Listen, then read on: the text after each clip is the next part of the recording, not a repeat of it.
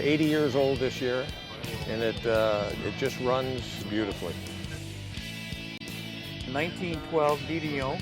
It is a French car with an American body. Since it is a 1912, it has a V8 engine in it.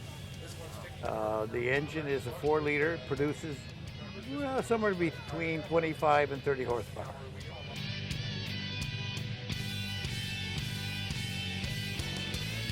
This is a 1929 Auburn boat tail, and it's just one of the few that are left, and we've fully done a restoration on this car in the last year and a half.